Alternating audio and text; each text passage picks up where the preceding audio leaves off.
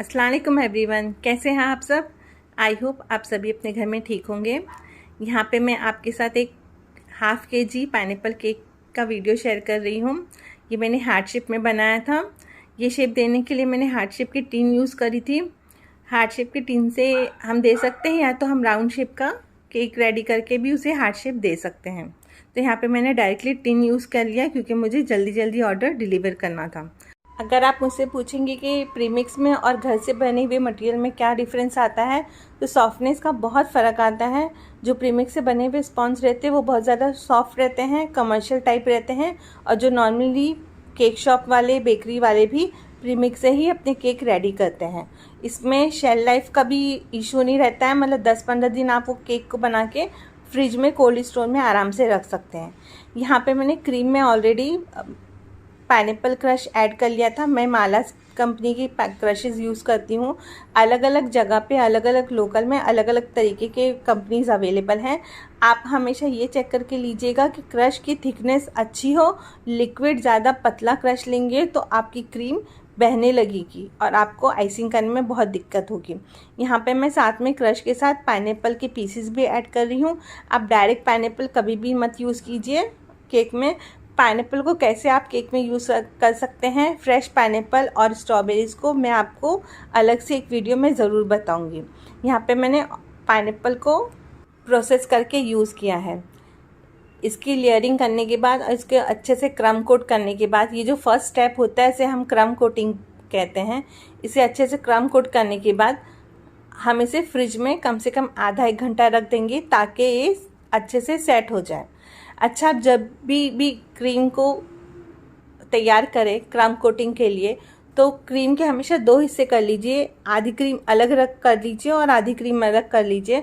और जो आइसिंग करने की क्रीम है ऊपर से, उसको अलग रखिए। अगर आप एक ही बाउल में से उसे यूज़ करेंगे तो टॉप लेयर की फिनिशिंग ख़राब हो जाएगी। आप जब भी ऑर्डर लेते हैं तो हमेशा क्लाइंट की प्रेफरेंस और चॉइसेस का पता कर लीजिए कि उनको ज़्यादा क्रीम पसंद है या स्पॉन्ज पसंद है, या वो कैसे केक खाना प्रीफर करते हैं।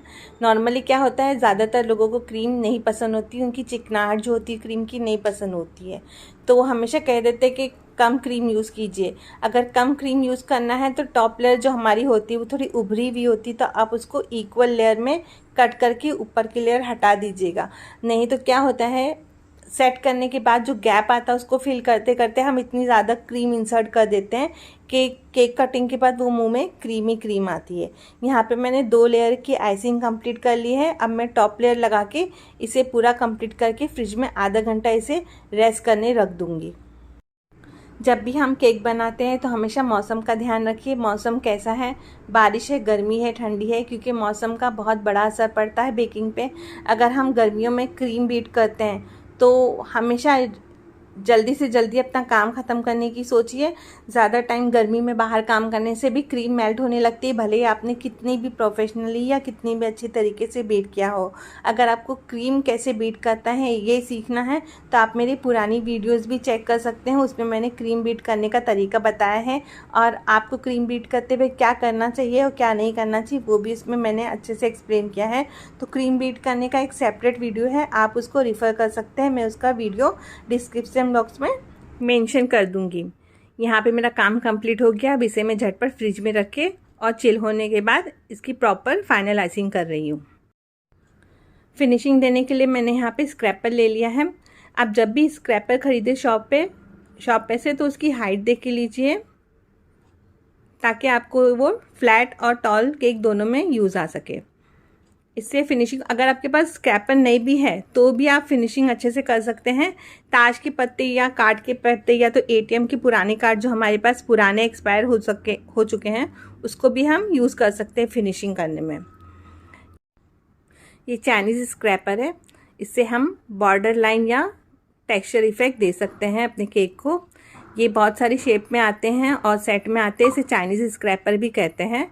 तो इसमें आपको प्लास्टिक वाला भी मिलेगा और फाइबर वाला भी मिलता है, तो आप फाइबर वाला लीजिएगा ताकि वो लॉन्ग लास्ट चले।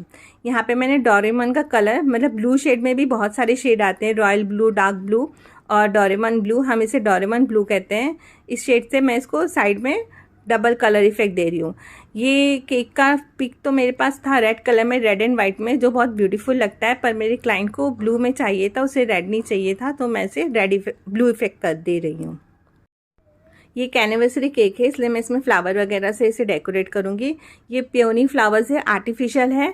आर्टिफिशियल फ्लावर्स भी बहुत महंगे आते हैं, बहुत क्वालिटी के आते हैं, पर मेरे जो डीलर है, जो सप्लायर है, वो बहुत अच्छे हैं, मेरे पुराने जानने वाले हैं, तो वो मुझे कम रेंज में इसे दे देते हैं। तो इसलिए मैं क्लाइंट से ज़्यादा चार्ज नहीं करती, और क्लाइंट क्या, हर कोई इतना अफोर्ड नहीं कर सकता, तो जिनकी ख्वाहिश है कि नहीं हमें ऐसा सेलिब्रेट करना, वो करना है, तो उनकी ख्वाहिश भी पूरी हो जाती है और मेरा केक भी बहुत अच्छा दिखता है, तो हम दोनों का काम इससे चल जाता है। आप अगर ऐसा केक बाहर से बनवाएं, किसी शॉप से या किसी बड़ी जगह से, तो वो इसका आपको कम से कम 700 to 800 चार्ज करेंगे हाफ केजी का। वहीं आप अगर किसी होम बेकर से या घर से काम करने वालों से ये काम करवाएं, तो वो आपको मैक्सिमम 500 या 550 तक करके दे देंगे। ये केक मैंने 450 में बना के दिया था, सिर्फ 50 रुपीज़ मैंने एक्स्ट्रा डेकोरेशन के चार्ज लिए थे। हालांकि ये फ्लावर्स ही एक फ्लावर्स ही 22 रुपीज़ के होते हैं, तो आप इन टोटल करेंगे तो ये बहुत महंगा आता है। यहाँ पे साइड में मैंने थोड़ा ग्रास इफेक्ट देने के लिए मैंने यहाँ पे नेचुरल ग्रास लगाए हैं, ये मुझे फ्री में मिल गए थे, तो मैं इसे ऐसे ही लगा के इस केक का लुक कंप्लीट करूँगी। ये लॉन्ग सेली मैंने एक एग्जीबिशन से ली थी। ये शुगर की बनी होती, मीठी होती है, और ये टोटली एडिबल होती है। तो केक में ज़्यादातर लगने वाली चीज़ें सब एडिबल होती है, बस कुछ कुछ चीज़ें होती हैं जो दिखने में अच्छी होती है और आर्टिफिशियल होती है, उसको लगाना भी ज़रूरी होता है, क्योंकि उससे केक का लुक अच्छा आता है। अगर हम आर्टिफिशियल चीज़ें ना भी लगाएं, अगर हम रियल चीज़ों से, क्रीम से या चॉकलेट से डेकोरेशन करें, तो एक्सेस क्रीम हो जाती है और फिर ऊपर टॉपलेस ज़्यादा क्रीम आ जाती है, तो वो भी अच्छा नहीं लगता है खाने में, बहुत ज़्यादा क्रीम। यहाँ पे मैंने अपना केक झटपट कंप्लीट कर लिया है, झटपट तो नहीं, काफ़ी टाइम लगा इसको कंप्लीट करने में। वीडियोज़ हमेशा हम एडिट करके डालते हैं, एक केक बनने में कम से कम 2 घंटे तो लगते ही, बेक होने में, चिल होने में, सेट होने में, और उसके बाद उसको 1 घंटा हमको फ्रिज में रेस्ट देकर फिर ही हम इसको डिलीवर कर सकते हैं, तब तक वो केक सेट नहीं होता है। तो केक को आप जितने अच्छे से, जितना टाइम फ्रिज में रखेंगे, सेट करेंगे, वो उतना ही इन्हेंस होगा, फ्लेवर अच्छा देगा। इवन अगर आपका अर्ली मॉर्निंग का केक है तो आप उसको रात में ही बना के रख दीजिए। हाँ, लेकिन ओपन मत रखिए, ओपन रखने से फ्रिज की कूलिंग से केक की क्रीम टाइट हो जाती है। यहाँ पे मेरा केक रेडी हो गया। आई होप आपको ये डिज़ाइन अच्छी लगी हो। प्लीज़ मेरे वीडियो पे लाइक, कमेंट और शेयर कीजिए, और मेरे चैनल को सब्सक्राइब कीजिए। ये केक पूरा रेडी होने के बाद 750 ग्राम का बना था। मैंने जैसे कि पहले भी कहा था कि हम हाफ केजी का ऑर्डर लेते हैं, पर वो बनते बनते 200-250 ग्राम ऊपर चला ही जाता है। यहाँ पे मैं इसे पैक कर रही हूँ बॉक्स में। ये बॉक्स मुझे 25 रुपीज़ का पड़ता है बेस एंड बॉक्स के साथ। तो केक से ज़्यादा केक के मटेरियल्स महंगे आते हैं, जैसे कि मैंने पहले भी कहा था। तो वीडियो पसंद आए तो प्लीज़ बॉक्स में कमेंट कीजिएगा और मेरे चैनल को सब्सक्राइब कीजिएगा। अल्लाह हाफिज़।